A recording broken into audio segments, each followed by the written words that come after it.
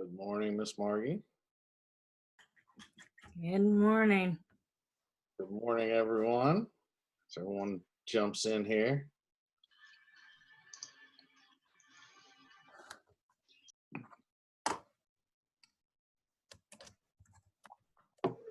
Morning, Matt. Hey, buddy. How are you? Hanging in there. How about yourself? Good.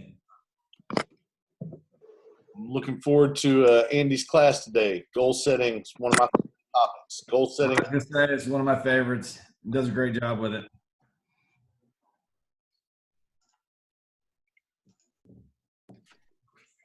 How's it going there, Matt? What's going on, guys? Yeah, not much. You mentioned you're working with your cows. You got cows out in the pasture or what?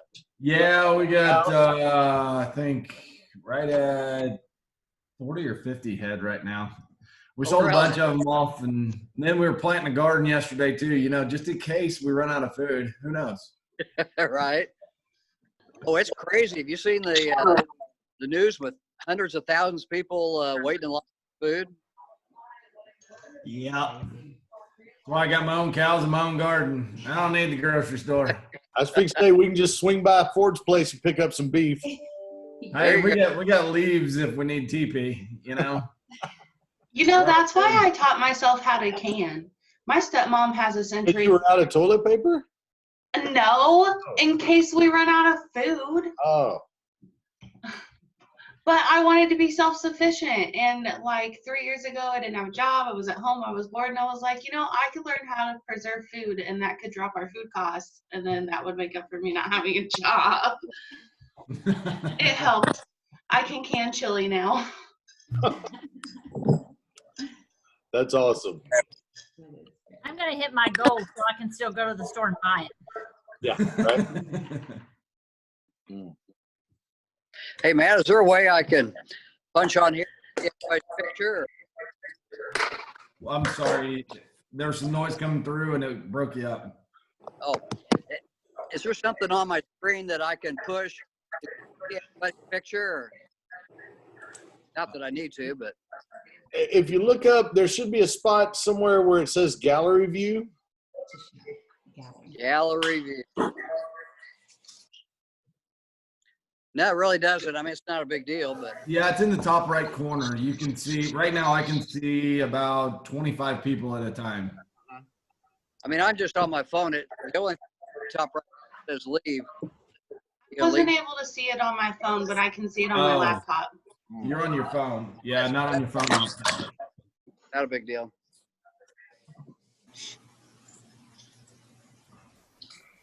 I'm going to go ahead and mute everyone just because of the feedback. And then if you want to talk, you can unmute yourself. Practice mute etiquette. Okay, got it.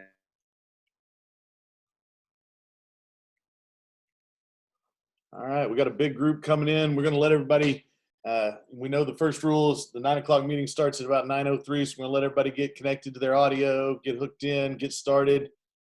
Want to thank everybody for joining us, including we got some of our Branson family diving in today. We're happy to pour into you guys. Glad you could be with us. I haven't seen Senior Gibson yet, but I know he will be here. He was having a few internet struggles yesterday, so I assume, Matt, you could probably dive in and take over if Andy can't make it, right? Okay. I got you, man. Excellent, excellent. So, don't know if you saw the news this morning, but mortgage applications dropped 18%, which, you know, I actually found that encouraging. Could have been a lot worse, right?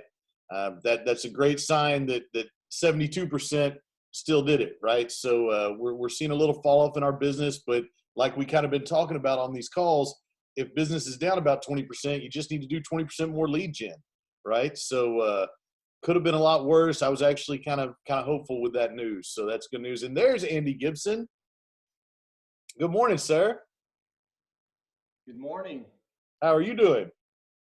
I'm good. I got the Zoom stuff figured out, I think. All right, excellent. So just a couple of quick things. I want to answer some questions that we're getting frequently. Yes, it will be the same Zoom link every morning. It will be at 9 a.m. every morning, so you guys don't have to worry about that. Those of you that are participating, if we do an individual like a happy hour or something, we'll send out a separate link on that. I removed the password protection because it gave me an opportunity to do that, but it still required one from some people. So the password is 007573. If you want to jot that down, just in case it asks you for that. So Andy, I don't want to intimidate you, but not only do we have an absolute ton of agents, but if you believe the news, the country of China, which is about 1 billion people, may be watching as well. So you've got a huge audience for your goal setting class today. And we are all excited. We've been talking it up a lot and telling everybody that this is one of the best classes and they can't afford to miss it. So just want to take a moment to thank everybody participating. Thank you for pouring into our agents. And guys, I'm going to get out of the way and turn it over to Mr. Andy Gibson. All right, guys, good morning. So usually why this is a good class is because Matt Ford is involved in the teaching of it. So let me just start off by saying that Matt can't teach all the classes, so they have to call on the scrubs, and here we are. So I'll do my best without him, all right? So my name's Andy Gibson. I started in real estate in 2010. For those of you who don't know me, in a small little property management world. In 2013, I started selling real estate. In my first year, I did about $4 million in real estate sales. And each year after that was between 4 and 5 million each year until I joined Keller Williams. So you can say I had a ceiling on myself. I have a beautiful wife. She's the school nurse. I have 3 small knucklehead boys. I'm blessed beyond anything that I could ever say right now. So that's who I am, and let's get started on this. So there's a lot of tough things going on right now, and you know it's difficult to really go through the normal goal setting that we usually do, the activities that it takes. Things are just, of course, a little bit different, but it shouldn't stop us. I don't want to talk the entire time, so this is going to be interactive. So if I call on one of you, just take it off mute and we'll have a conversation together. So Matt, I want to get started with you. What kind of challenge do you think that agents are dealing with their view of their time today? Well, a lot of it, I think, is chaos mode, to be quite honest with you. You know, I think I'll never forget. It's one of those stop in your tracks moments, like in September 11th, right? There's always that big aha moment where it's like, oh my gosh, this is happening. And I think that was for me. Anna and I went up to the office and we started loading up one of my desks, and it's like, okay, we're doing this. Like, we're headed home and we're staying home for now. So I think it's something that I'll never forget moving forward. And at the same time, it was like, how is this going to look? Like, my kids are home. I've worked at home before, and you have to be very self-disciplined in your time and in your energy. And what I actually found, guys, is after 2 weeks is I've been more focused than ever before because I'm so attentive with my time. If someone needs time from me, I can schedule a 30-minute Zoom call and it's done in 30 minutes. I'm much more time blocked than ever before. However, after having with one of my coaching groups, is not a lot of people are having those same experiences. They have little kids at home, and little kids can break up the ebb and flow of your day. So some parents are actually facing hard times right now because one parent has to work in the morning and the other one has to work in the afternoon. And it's the unfortunate thing with this is now we're looking at a situation where it's not a one size fits all anymore. There's no way that you can say my schedule is going to break down and go right into Andy Gibson's schedule, because it doesn't work. Our families are so different, and we are now working at home inside of our families, inside of a small area. So it becomes a big challenge. You literally have to break down and say, what will work for me where I can get 2 hours worth of time that is uninterrupted? Is it locking my door? Is it the new, you always said that you had to create barriers, right? And now more than ever before, you have to create a barrier that works for you. Well, I fall in that category with the kids. I mean, I just explained that. I'm worried right now that one of them's going to come barging in here and screaming. Well, Yeah, and probably you probably have a nice sport coat on, but you probably have your shorts on underneath there. no, I can stand up if you want. I got all the way dressed up for this deal. So, look, I think that we're still dealing with the same thing. I think that we're still dealing with people often look too close at what's going on and they don't look out far enough. Absolutely. I think that that's always the way that it is.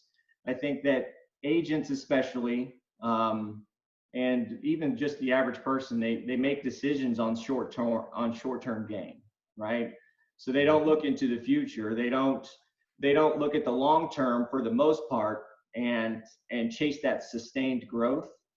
And I think that's what we're going to go into today is what kind of practice can we go into and can we do every day to make it to where, hey, we're not just focused on what's going on right now and how it's kind of crappy over the next 60, 90 days or whatever it looks like. You know, we need to be looking at how do things look 3 years from now, 5 years from now? What do our someday goals look like? And I think that if we just focus on that, especially right now, when we pick each other up and we have extra patience with folks, I think that it's all going to just be fine as long as we focus on those things. So what does that look like? Who here, just raise your hand like this, has goals currently right now? Okay. So most of us have goals right now. How far out would you say that? Just raise your hand if you have goals. Just keep them up in front of the. There you go. All right. Raise your hands if you know what your goals are past 1 year. Okay. Right. Raise your hand if you know what they are past 5 years. And I'm talking details here. Right. And most of us start to lose that. There's some of us that are the high achievers that have that, but most of the hands are down. And then what we need to really do is how in the heck do you figure out? I mean, if I were listening on this call, how in the heck do you figure out how to even have a detailed 5-year plan? I mean, initially that sounded ridiculous to me. And so if you guys don't mind, I want to take us through a quick exercise. Okay? If you're uncomfortable with this exercise, shut your video off on the bottom of your screen. Okay? But just relax, take a deep breath, and let's just run through this quickly. If you feel like you need to roll your eyes at this, shut your video off and then roll your eyes at me. Okay? So we'll get through this together. So take a deep breath. And I want you guys to picture your someday and what that looks like for you. Now, there are no limitations to this. You guys, money is not an object right now in your someday goals. You can do whatever it is that you want. You can be wherever you want to be. So picture your someday and what you want to be. And let's picture that this someday's 10 years, maybe 15 years. It doesn't matter. 10 years out. Do you see mountains? Are you on a beach? Are you on a ranch? I mean, what does that feel like and where do you want to be? Think about this. And I know quietness is uncomfortable for folks, but we're just going to deal with it. Maybe you're in a high rise in a city. And just picture yourself for a moment wherever you think you want to be. And then I want you to picture that it's morning. The sun's coming up, and maybe the sun's coming up over those mountains. Maybe the sun's coming up on the high rise over the city. Maybe you have 1,000 acres on a ranch somewhere, and nobody's there to bother you, and you can see that sunrise. And then I want you to think about who's next to you. And this is where it really gets serious and real for me, because all these goals and my someday goals don't matter at all. I could give a hell about them until you start bringing up who's sitting next to me. Do you have grandkids running around? Maybe your grandkids are grown. Maybe your kids are grown. They have families of their own. Do you have to work? Do you get to choose to work? Maybe just work is a little bit different right now. Maybe you have so much money and so many resources that you get to work around your ranch or around your farm. We need to be able to picture exactly what we need details out here. We need to make sure that if we have grandkids that are around that we're waking up next to, or that we're able to see as often as we want at our beach house that spend every summer with us, we need to be able to picture that we have all these resources that they would possibly ever need. Does your significant other have to work at this point? Do they get that full life? Are you able to fund that full life for your family? And so as we get back to reality here, I'm just trying to show you guys that if we can project ourselves into the future and we can manifest what we're trying to come up with, and we can put a picture of it together in our brain, there's a higher percentage chance that we're actually going to be there. So what does that look like? This is called goal setting to the now, by the way. So now we have an idea of where we want to be in our someday goal, but we have no idea on how to get there. And that's what we're going to learn today. Okay. So let's picture that we're going to bridge all this together. Okay. And we need to figure out 5 years from now, what activities, where do we need to be 5 years from now in order to be on track for that someday goal, in order to be on track for that ranch, in order to be on track for that beach house that my grandkids are so excited to go to every single year. What do we have to be doing 5 years? What level do we have to be? I mean, are we going to have this extraordinary real estate business that has a significant amount of passive income that it has created to allow us to be able to fund that perfect life for our family? I mean, 5 years from now, what does that look like? And once we figure out what that needs to be 5 years from now, we can start moving backwards to 1 year. What does that look like 1 year? What do I need to be doing at 1 year to make sure I'm on pace for my 5-year goal? What do I need to be doing at 5 years to make sure I'm on pace for my someday goal? And then once we realize what we need to be doing at year 1, we can break it down and divide it by 12 months and figure out what we need to be doing by the month. And once we know what we need to be doing by the month, we know exactly what we need to be doing every week. And I can provide you guys the tools and show you one-on-one, if you'd like, of exactly what you need to be doing week by week, day by day, to achieve your goal, to get to exactly where you need to be 5 years from now. And if I can teach you how to get to your 5-year goal, then you'll be on track to get to those someday dreams and goals that we were talking about earlier. I mean, that's what this is all about. Has anybody gone through this exercise before? Yeah. I can tell you it's a little bit easier when you're not on a Zoom call and you can actually be in a class. So thanks for bearing with us on this. So before we get into the details and we give you guys an example of what this looks like at 5 years, at 1 year, breaking all the way down to your daily goal, I want to talk to you about a personal growth chart. Have you guys ever heard of a personal growth chart? You know, that bubble where everybody draws a circle around and you have certain things inside your here, this is what it looks like. You guys see that? All right. So there are 7 key areas in a personal growth chart. And that's spiritual, physical health, personal life, relationships, job, business, finances. In order for us to have this full life, we can't just focus on the money and the finances, right? We have to focus on these 7 key areas and make sure that we have a well-balanced life for this. And if I were to draw this circle and look at my spiritual life and my physical health, I would say that those two levels are a little bit lower than I want them to be.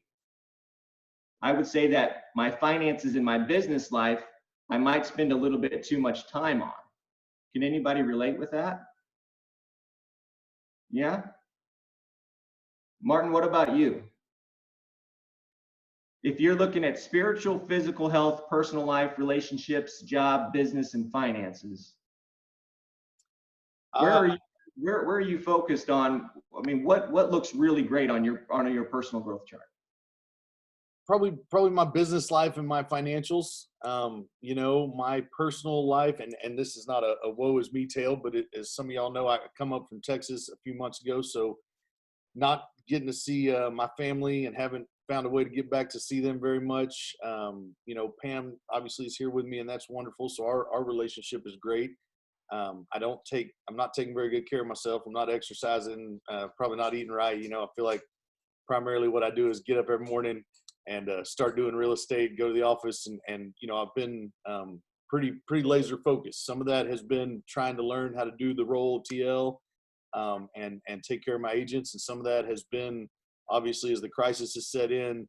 I find myself having a hard time focusing on anything else other than thinking about how do we take care of the agents in the business. So definitely, I'm probably threes on things like spiritual and health, physical health.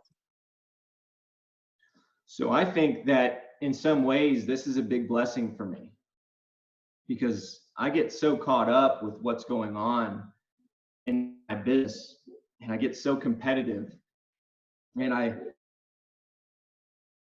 chase the Jamie Estes and the Shistons and Mary Albers and Peggy Albert. I chase, Jim Trowbridge, in my opinion, is an absolute badass, right? Like and I don't focus on maybe what the most important things are in life, and I don't have a true balance, right? And so just looking at this and going through this, because if any of you guys know me at all, I've been working on this ever since I found out that you guys asked me to teach this class. So this stuff obviously makes me uncomfortable, right? And so I put a lot of time into this. And I realized as I was going through, it's like, man, we're supposed to balance this out so that if we were to take a look at this chart and we were able to say, hey, if I were to rank this on a scale from 1 to 10, how would this look in my spiritual area? How would this look in my physical health area, my personal life, my relationships? And then you draw a circle on where you ranked them. This is what my wheel looks like, right?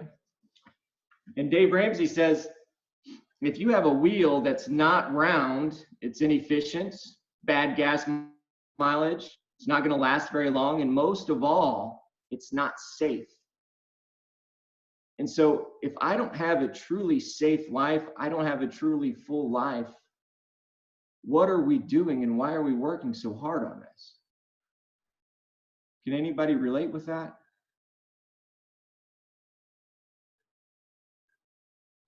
So nods. Yeah, and you'll have to forgive me. I mean, my computer freezes up a lot. So I'm hoping that you guys are all just still with me on this. Hey, Andy. Yeah, Matt. What's funny is right now in the last 3 weeks, don't you feel like that wheel of life has really changed? Like it was going pretty smoothly in one direction about 3 weeks ago, and then all of a sudden our wheel broke down and maybe we got a flat tire in one specific area. Yeah, I can tell you personally, I have a flat tire on a couple different areas. It's a pretty wobbly tire right now. But we know about this, right? So now what do? We're all solution makers, right? We can find a way to make this happen. And so here's the question. When you write down these 7 key areas, what's the one thing that I can do such that by doing it, everything else becomes easier or unnecessary? We've all heard of this. You're going to hear me say that 3 or 4 more times today. So if you look at the let's just say the finances side. What's the one thing I can do with my finances right now that would make everything else a little bit easier or unnecessary? And I would encourage you guys all to go through these 7 key areas and ask you that question. Don't make it difficult. Just ask yourself that question on each area and try to improve it just a little bit. Don't overwhelm yourself. We're going to get into the business side of things. And, we're going to get into some serious detail on the business side of things. But just for now, just ask yourself that one question in each of these 7 key areas and figure out what it is. Maybe it's on the physical health side. Maybe it's I need to get more sleep. Maybe it's I need to have some sort of exercise routine. Maybe it's I need to eat better. Maybe in your personal life or your relationships, maybe you need to speak easier. In your spiritual life, maybe you need to make church a priority. I don't know. I don't know what it is for you, but you just need to ask yourself these questions. Okay? And so as we go throughout this, we're going to dig into what's called a 135 or a GPS. We emailed everybody a copy of this. I hope that you have it. Does it look, you guys have this in front of you? Matt, would you want to give us an idea of what a GPS is? Yeah, it's GPS stands for goal, priorities, and strategies. We're basically, like you talked, it's the one thing. We're focusing on the one thing and the one thing in this is the one goal. For us speaking as business partners, it's our one goal for, say, the year. And then we are going to come up with 3 priorities to achieve that goal. And then for each of those 3 strategies, priorities, there's 5 strategies to achieve each one of those priorities. And it helps us to stay focused. Yeah, I couldn't have said that any better. So it's a 1-page business plan, right? And if we're going to have this full life, the right thing to do is to take this GPS, print out 7 copies, and fill that out on each key area of your life. That is the right thing to do. Okay? That's going to take a lot of time. I get it. But if you want to really grow yourself, you're going to have to get uncomfortable and fill that out. And uncomfortable creates fear, right? Have you guys seen the uncomfortable chart? I'm going to show this to you real quick too. I made some notes because I'm not as techie as pulling up and sharing my screen. So here's what the uncomfortable chart looks like. I don't know if you guys can see it or not. All right. So one side is uncomfortable. The middle is average. This side's Netflix. Okay. We've all been watching a lot of Netflix. So when you go to work, most employees hang out in the middle area, the average area. So they don't want to do too much. They don't want to get uncomfortable, and they're at work and they need to be somewhat productive. So they just kind of hang out in that area that's average. Most high-minded professionals, wealthy individuals, high goal-setting individuals hang out in that uncomfortable area. They're not scared of that fear. And what we're taught is that success lives on the other side of fear. So you have to chase it. You have to get after it. You have to make yourself vulnerable and uncomfortable. I mean, geez Louise, I'm so uncomfortable right now. I better be growing. Okay. So it's okay to watch Netflix. It's okay to be in that state with your family. Just take that energy. You know, every day we have a little bit of energy that maybe it's between 9 o'clock and 11 o'clock where you're lead generating. Use that energy to make it the most productive part of your day. Okay. Chase that uncomfortable, find that success, be scared. It's okay. Be vulnerable. So as we dig into this GPS form, we're going to go into business and we are going to have to figure out how in the world to set these goals, right? what is my one thing for the year? What do I need to accomplish this year? And how can I stretch myself to make sure that I'm growing at the same time? So who all has this filled out already? Who all has no idea how the heck to start filling this out? Yeah, and that's okay. And that's what we're going to go through this today. And you're probably not going to fill it out correctly the first time or the 5th time or the 30th time, because I don't think I still have it filled out correctly. And that's okay, because we're still going to be able to grow as we do this. So is it okay if I share with you some of my things to kind of get us started? Please. My one thing for the year is that I want to close 85 units this year. Okay? That's my one thing for the year. And some of my coaches will say that those are sandbagging goals and that you can absolutely hit those goals. But we have to remember that we have to have SMART goals. SMART goals, it's basically specific, measurable, achievable, repeatable, and timely. So if I'm going to close 85 units in a year, is that specific? Is it measurable? Timely because it's within the year? Is it achievable? I think so. And the way that you know if it's achievable or not is you have to review and know your numbers from last year. So guys, none of this works if you don't know what your numbers are. You have to know what your average close price is. You have to. If you don't know what your average close price is, none of these numbers work because there's a certain number and goal that we're trying to get to. Hey, Matt, what do you think the average agent, you teach a real estate class, correct? Yes, I do. So an agent shows up to you and says, hey, I want to be a real estate agent. I'm going to make how much money per year? What do they usually say? $100,000. So I'm a realtor and I'm going to make $100,000 a year. I think that's what everybody says, right? Everybody says $100,000 a year. Yeah. Yeah, I see some people shaking your heads. We're realtors. We all make $100,000 a year. It's no sweat. We all have as much time as possible. We play golf. And I think that the only person that really works for is Jamie Estes. He can play golf. But true, we all know that that's not true. We all know, or I don't know if we all know, but the average agent across the United States sells 7 units per year, right? 7 units per year is what the average agent across the United States sells. And if you didn't know that, you're probably a little bit floored right now.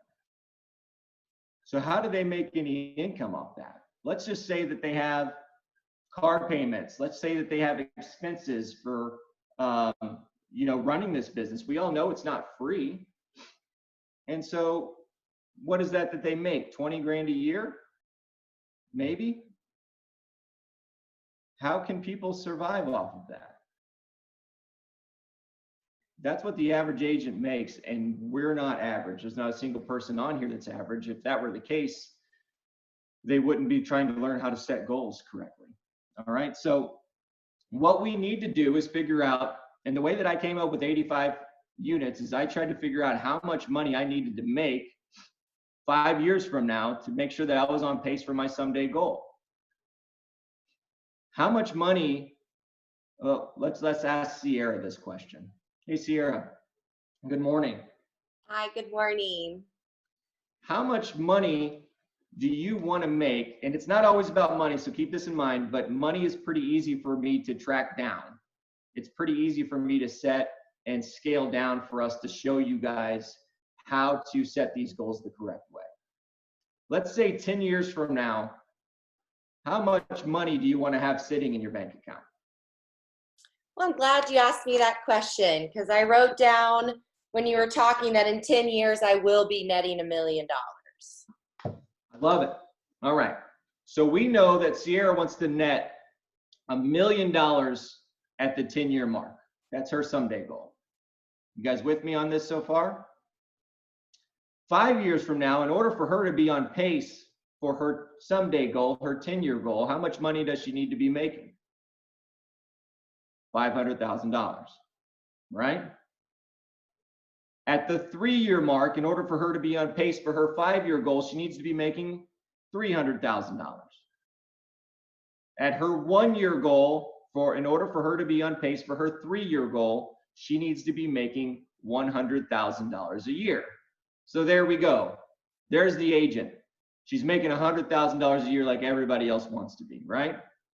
So at 1 year, she's making $100,000. So at 1 month, she's got to be netting $8,300 per month. You guys still with me? In order to be on track for her 1-year goal. At 1 week, she needs to be making $1,923 per week. And no, this was not rehearsed with Sierra, okay? And every day she needs to be making $274 per day. So how the heck do we figure that out? What are the activities that we need to be doing in order to be making $274 a day as a real estate agent?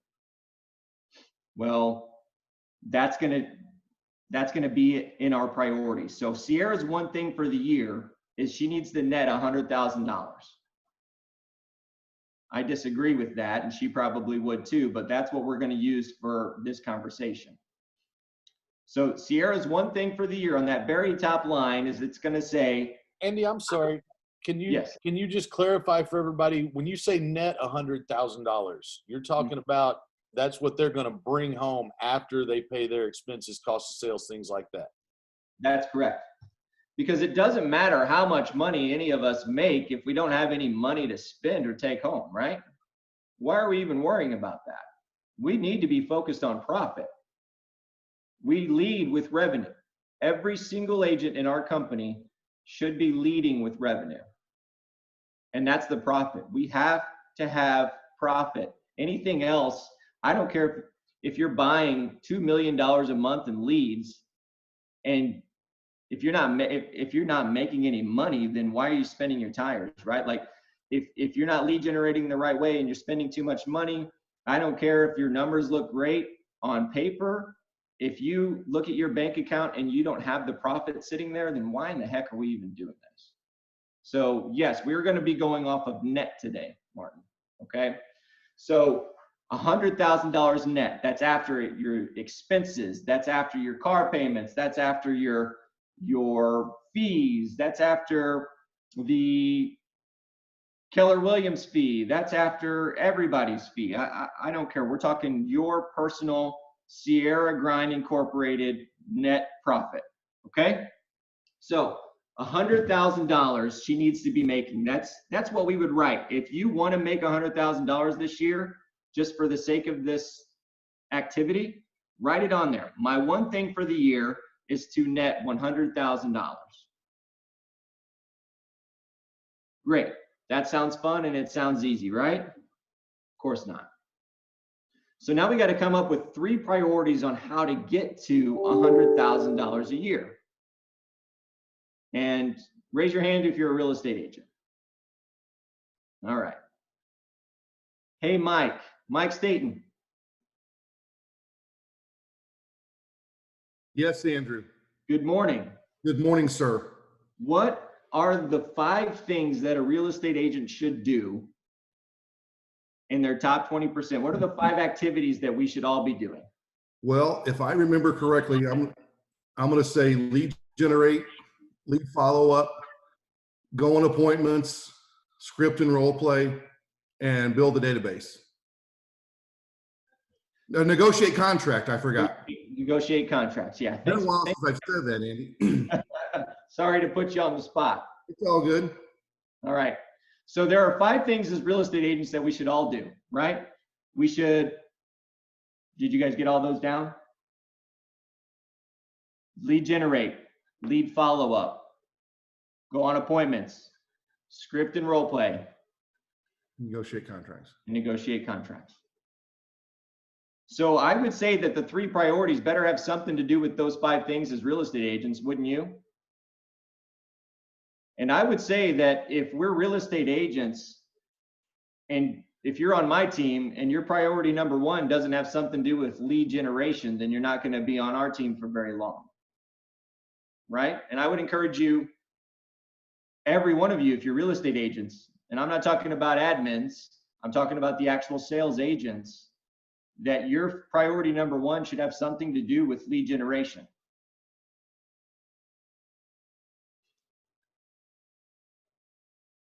All right. So priority number one for me is lead generation, of course. And now we have to have 5 strategies that have to do with lead generation in order for Sierra to make $100,000 a year. Now, I'm going to make this a little bit more simple if I'm Sierra. And if I'm sitting down and I'm coaching Sierra, I'm going to say, Sierra, how many units do you need to close in order to make $100,000 per year? Do you know what your average sale price is, Sierra? A little over around 250, a little under 250. Okay. And so how many You know it units? better than I do. Your average sale price right now is $335,000 per year, Sierra. Yes. My goal this year is to bring it up to 450. But let's just use $250,000. What's your average commission? 7,000. Okay. So we're going to take $7,000 and we're going to divide that into 100. How many units do you need to close in order to reach your $100,000? 70. 70. No. No. You want me to do this? Yep. Okay. My calculator's dyslexic. I know you math whizzes out there. How many units does she have to sell? 15. 15. Okay. Sierra, can you sell 15 units? Yes. Of course you can. But we're trying to show everybody how easy it is to actually make $100,000. So Sierra's one thing for the year to make $100,000. You can actually draw a line through that and say, I'm going to close 15 units per year. Okay? That's what her goal is going to be to create $100,000. Her priority number one is lead generation. Now let's talk about some strategies that we could do in order to close 15 units. What's strategy number one for lead generation? Does anybody want to add anything to this for lead generation? What would you do? I mean, I can just share with you guys the whole time of what I would do, but I don't think we wouldn't get as much out of this. She needs to grow her database and get them on smart plans.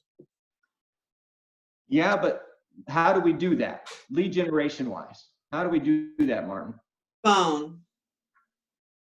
Who said phone? Me, Mary Albers. Call people. Mary Albers, you're my new best friend. That's exactly what I have on here. Okay. So Mary, do you mind if we talk this out a little bit? Oh, okay. I didn't fix my hair today. You look fantastic. All right. So Mary, is that specific enough? Probably Okay. no. So what can we do to make this a little bit more specific?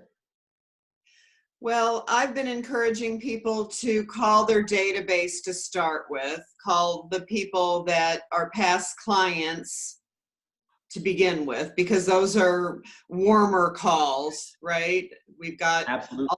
most of us have a database, and let's get on the phone and call everybody to start with. Let's figure out how many calls a day we're going to do and get them done. I couldn't agree more.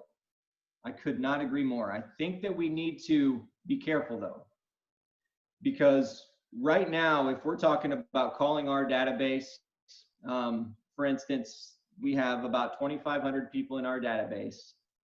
And if I were to just put on strategy number one, that we need to call our database, we could burn ourselves out very quickly. It's exhausting right now. And it takes a lot of energy to call people, especially in days like these, because everybody's so scared and they're counting on our leadership. They're counting on us. They want to hear from us, and it's emotionally draining. And so I think that we need to make it a little bit more specific. And what I have and what I would encourage you all to do is to make sure that this is achievable for you. And so I have make 10 phone calls per day. And I think that that's an achievable goal. It's specific enough, so I've put a number to it. So it's specific, it's measurable, it's achievable, it's repeatable, and it's timely.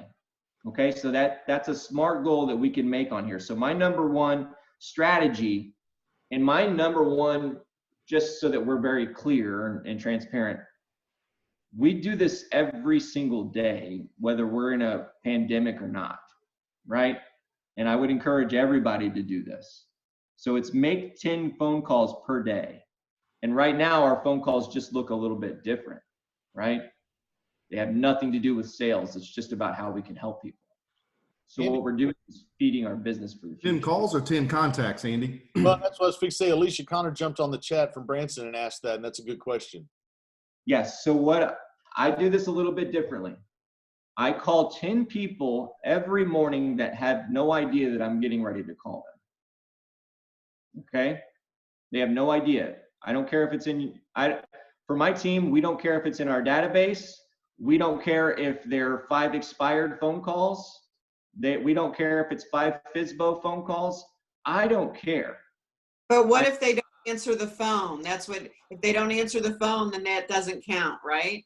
That's correct. It does not count. You have to reach out to these folks. If they answer the phone, then that counts as one of your calls. If they don't answer the phone, now guys, these are my goals, right?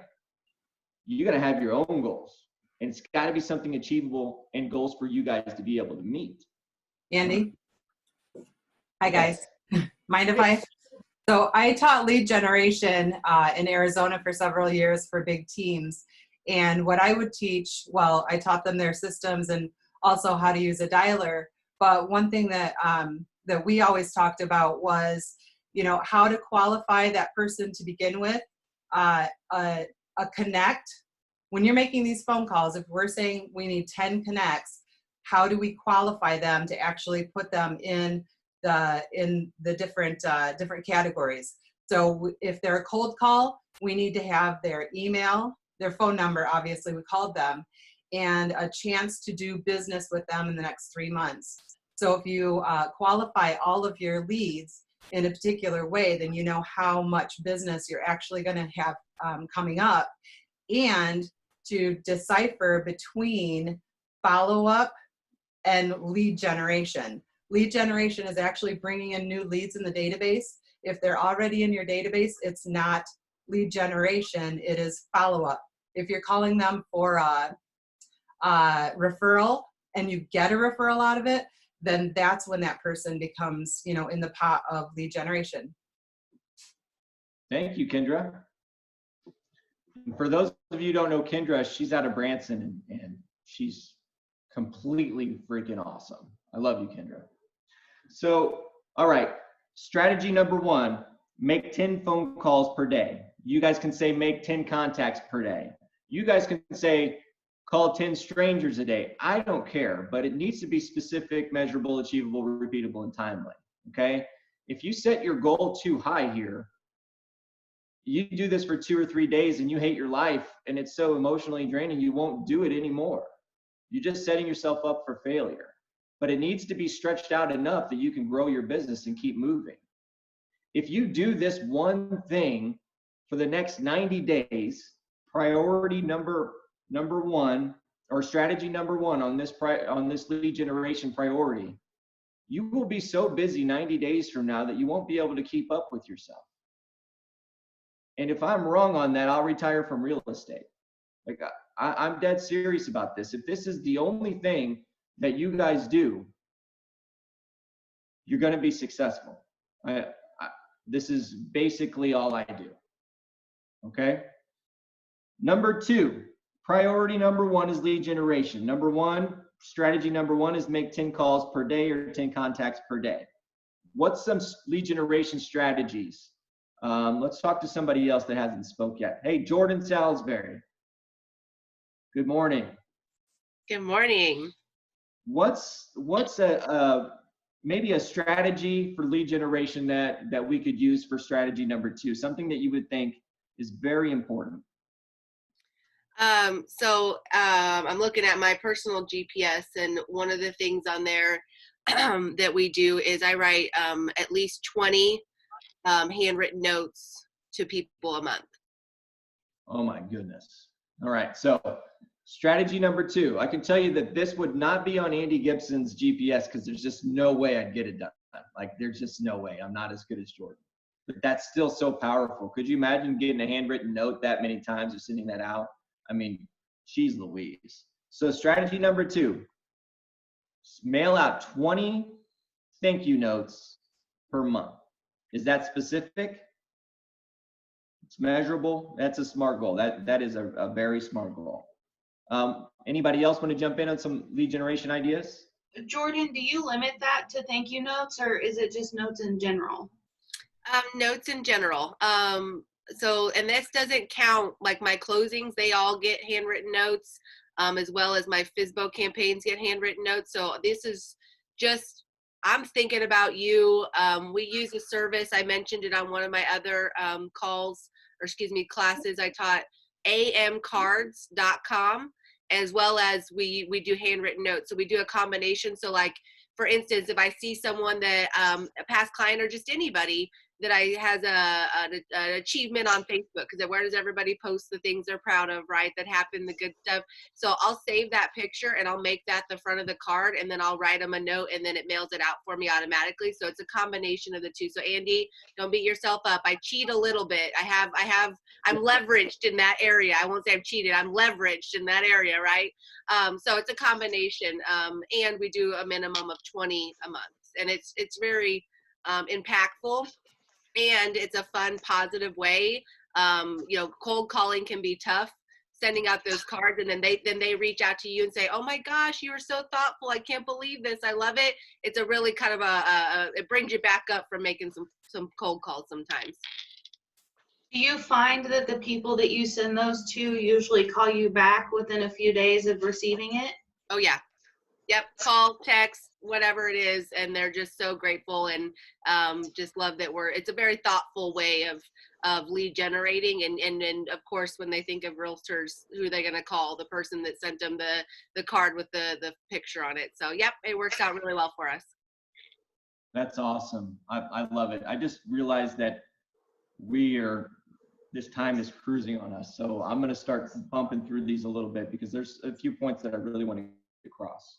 So if we have strategy number 2 for Jordan, that she sends out 20 notes, handwritten notes to her clients, can she do strategy number 2? Is it okay to do strategy number 2 prior to strategy number 1?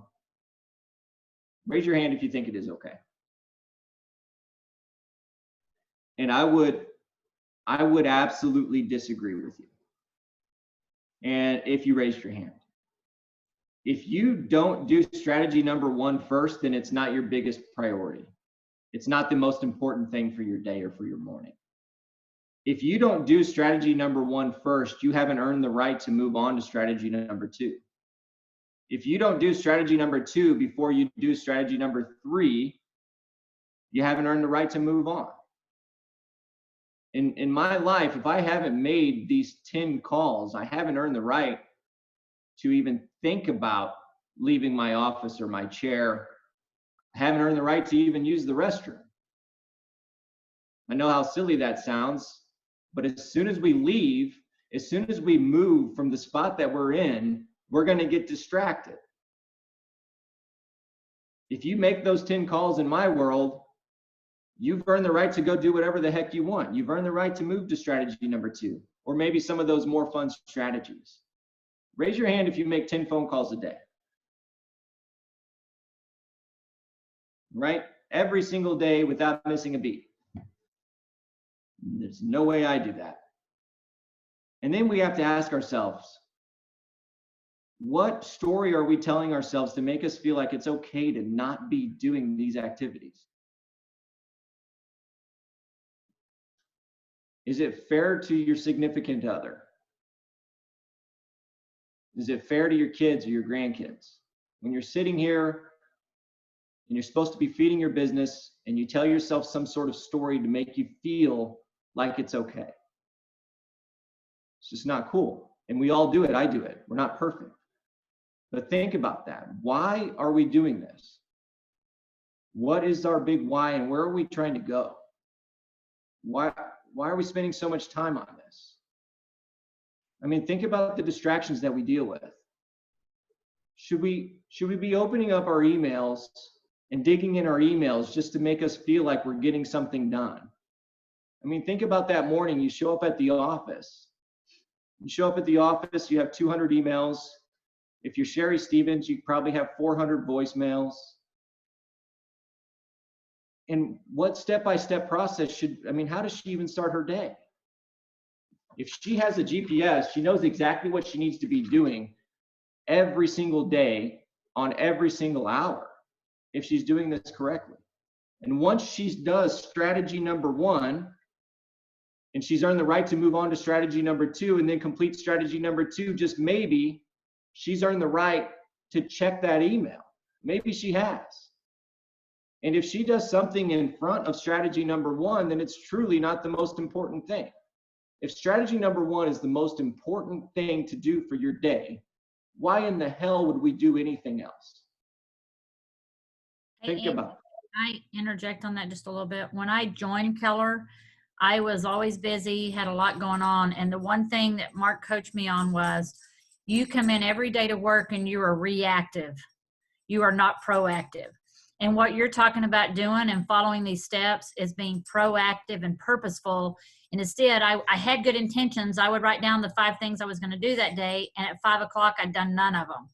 Because just what you said, I came in and I took the phone calls. I dealt with all the issues and I pushed aside the lead generation and the things I need to do. So it's all about becoming a proactive person and following that GPS versus being a reactive person. Yeah, absolutely. And so I didn't mean to get so serious and real, but I am so passionate about this. Like I love this so much. And all this time that I've been spending getting ready for this class is just really brought me back. Like it brought me back. It filled my buckets up. It made me think of why are we even doing any of this? And about the positions that we're in to be able to help. I mean, we're all looked at like leaders in the community. And making 10 phone calls look a lot different than making 10 phone calls a month ago. You know, now that conversation goes, look, you know, we're your boots on the ground. We're here to help you. You need me to check on your house? I'll check on your house. You need food? I'll take you food. You have family here? I'll help them. How does that feel? You know, one of my agents said, it's difficult to stay positive right now. And I said, make 10 phone calls, help 10 people, and your bucket will be full to the rim. It feels great. And that's your positivity. That's your fuel that you need. And then what you don't realize is that 90 days from now, everything is better. And all those people realize that you've reached out to them and they realize that not only are you the best at your job in real estate, but you actually care. And geez Louise, your business is going to go crazy. So back to this GPS. So I have lead generation. I have make 10 contacts per day or 10 calls per day. That's what mine looks like. Then strategy number 2 for me is I have make 10 follow-up phone calls per day. Because I know that between the hours of 9 o'clock and 11 o'clock each morning, I haven't really earned the right, sorry, Martin, to take a Zoom call until I've done that, or I need to move my whole life around, right? So I'm trying to get better there. I haven't earned the right to really do anything until I get that done. And I know that towards the rest of the day, I get so many phone calls and follow-up phone calls that I make that I always hit my 10 follow-up phone calls because they're the easiest. Now, we can go through this and I can provide you with a lot of strategies, but because we're starting to run short on time, let's move on to priority number 2. Okay? Priority number 2, we could set priority number 2 up in a lot of different ways, but I heard a really cool strategy. as I was researching this. And for those of you who've listened to me teach this class before, this one's a little bit different. This one's called database. And with all the command training that we have and what's going on, and yes, Jordan, I know I need to get more involved in command. I just struggle with it so much. I'm getting there, okay? But the database for priority number 2, if you just simply write database in priority number 2, if we focus on the 33 touch program, which is really cool, they say that if you have 10 people in your database and you work a 33 touch program consistently, you'll get 1 sale out of every 10 people database. Now, I'm cynical to that, but that's what the statistics say. But you have to work really hard at a 33 touch program. And so a 33 touch program is just a way to touch your database, the people in your database, 33 times per year. Am I correct on that, Jordan? Okay. So let's talk about that. Number 1, if I were to write strategy number 1, I'm going to say 12 texts per year. And I totally ripped this off from somebody else, so this is not coming from here. So 12 texts per year. Then I'm going to put 12 monthly neighborhood nurtures. Then I'm going to put 4 quarterly calls to my database. So we should all be calling every single person in our database every quarter. Then I'm going to do a birthday wish and anniversary card. So that's 2 contacts per database. And then I'm going to put 4 quarterly newsletters. And I think that that's 34 contacts, but hey, that will work. And so this will give you an idea of how to touch your database that many times. That could be priority number 2. You guys still with me on that as far as an example goes? I'm trying to do this quickly so that I can respect your time. Another thing to do for priority number 3, maybe would say leverage. What could we do leverage-wise? Matt, you want to jump in here as far as what some strategies could be to help leverage, or maybe what leverage is? Leverage could be hiring a contract to close company to follow your paperwork from contract to close if you're an independent agent and your hair is on fire. Everybody knows we have plenty of hair right now because no one can see a beautician. So there's different ways to be able to leverage your team in just doing that. Yeah, I love it.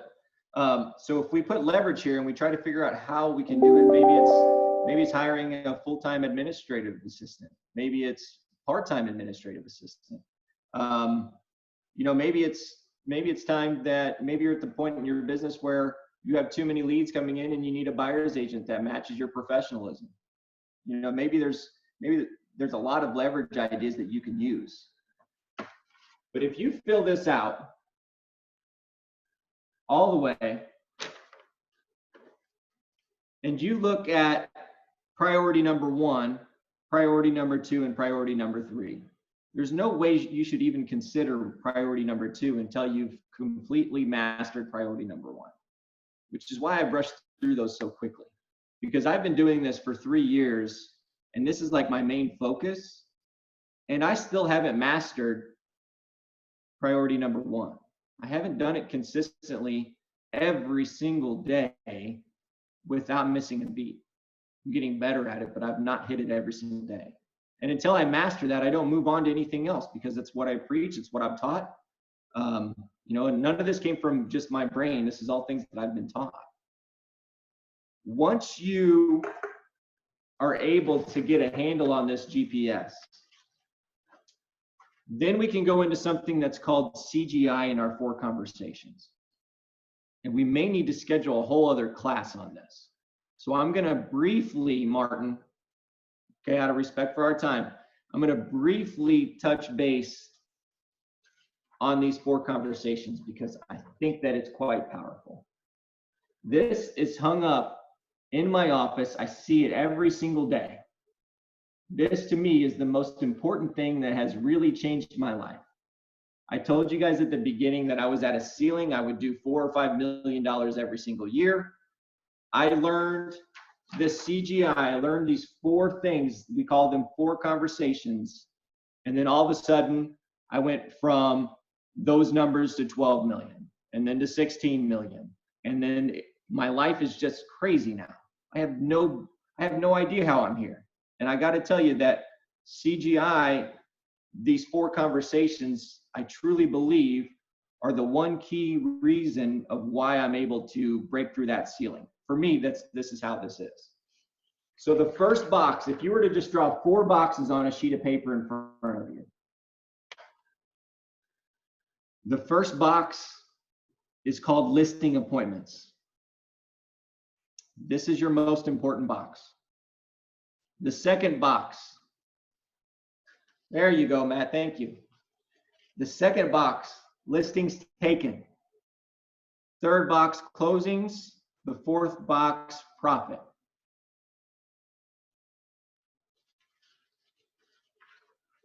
Now, we're going to stay with Sierra's goals for a minute.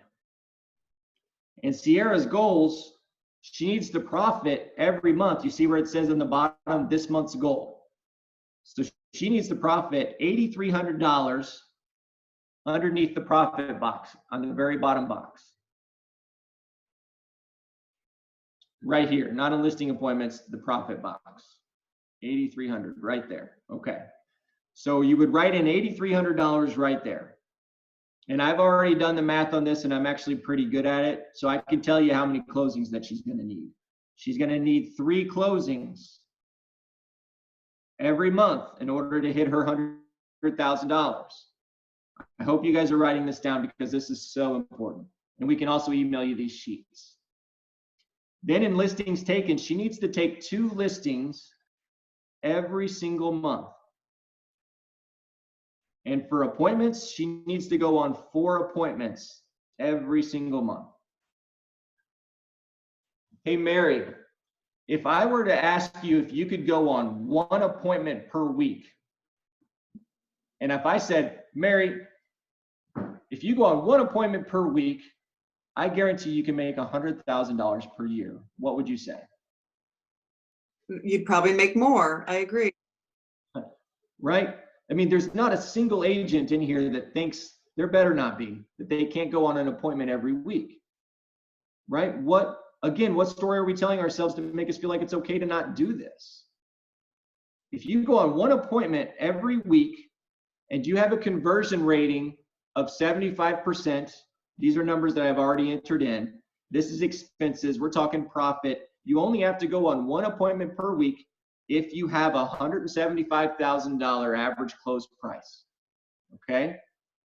1 appointment per week will net you $100,000 every year. I think I put $2,000 in expenses for every month. Okay? In order to get there. Hey, Andy, I've got a quick question. You're saying Yeah. going on that many appointments per week. What's the conversion rate? If we go on 1 appointment, is that 50% conversion rate? No, it's a 75% conversion rate, which means 75%.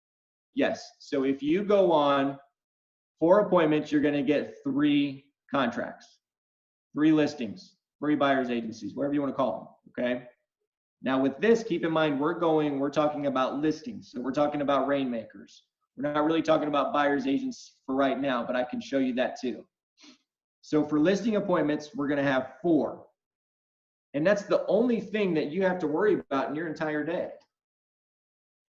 Once you figure out your goals, once you fill out your GPS sheet and you know exactly what you're doing and you follow those strategies in priority number 1, you realize when you're making those 10 phone calls, how do I get these appointments? If you can just get 1 appointment that week out of your 50 calls, you can pretty much guarantee you're going to net at least $100,000. And what you're going to find out is that you're going to get more than 1 appointment out of those 50 calls every week. I almost guarantee you're making 50 calls every week for 90 days, you're going to end up with more than 1 appointment per week. And if we break this down and we create this simple, it's so simple, you just have to do the activities. You break it down, you realize, look, I can achieve these things, and I can make it to where I can get to these someday goals. I can make it to where at 1 year, I'm going to be making $100,000. And heck, if I'm on track for making $100,000 at 1 year, I'll be on track for my 3-year goals and then my 5-year goals. And I'll be able to support and have the resources necessary to get to my someday goals. But you have to visualize it. And this is completely possible. We're doing it. I didn't come from a lot myself. If I can do this, every single person can do this. I'm not from the lake. I didn't have this huge database whenever I got here. My wife is the biggest introvert you probably ever meet. She's beautiful, but she doesn't talk to a lot of people, okay? She doesn't know a lot of people. I didn't have really there were a lot of things against me, right? So I don't want to hear, I don't know people here. I don't want to hear any of that. If you have questions on this, the biggest question that we get with lead generation, the class that Matt just taught, who do we call? That's the number one question we get for these 10 phone calls. Call the people, pick up your phone. I guarantee there's more than 10 people in your phone. Start there. Ask them who they know. Ask them how, for right now, actually ask them how you can help them. Martin, how are we doing? We're doing good, Andy. And you know, the thing is, I mean, like lead generation and goal setting, things like this, we could go on all day. I know Matt, you, me, Jordan, all of us agents could sit here and talk about this all day. How do you see it again? So Kendra, for the Branson agents, we are uploading our videos to Keller Williams Lake of the Ozarks Realty YouTube channel. I am not the world's greatest YouTuber, but I should have it up there today or tomorrow. And we have all the other Zooms that we've been able to record. We've got 15 or 16 videos on there, and we're trying to build that out. I want to thank you, Andy, so much for this. I think definitely we need to find a way to have another class next week. Maybe we do a pop-up mastermind around it. Everybody work on your 135, and let's get back together next week one afternoon and see who wants to share, you know, what they put down, and let us talk and coach and help each other around it. Andy and Matt, I'm grateful. Jordan, everybody that played along today. I want to challenge you guys 2 things real quick. First of all, I want to challenge you guys to not give up, to set your goals, to utilize what we just taught you. This is a huge tool. If there's one thing you're gonna learn, it's gonna be how to set your goals and chase them, and understand, in the absence of perfection, accept production. Write this down. Do one of these. If you don't get it perfect, don't worry about it. You can do another and another. The other thing I want to challenge you guys to do is, guys, we have 145 agents at the lake. We have another 240 or so at Branson, something like that. So there's about 400 in our group. We had the best participation so far. We had 56. There's a lot of agents not getting poured into. So I want to challenge everybody here. Please just share with one agent that you're friends with, one person that you talk to in your group, and invite them to join us. Share the link with them, invite them to join us. Tell them, you know, the value that we're bringing every day. And let's see if we can't get this up to 150 or 200 of our people, so that we're really pouring into a lot of people.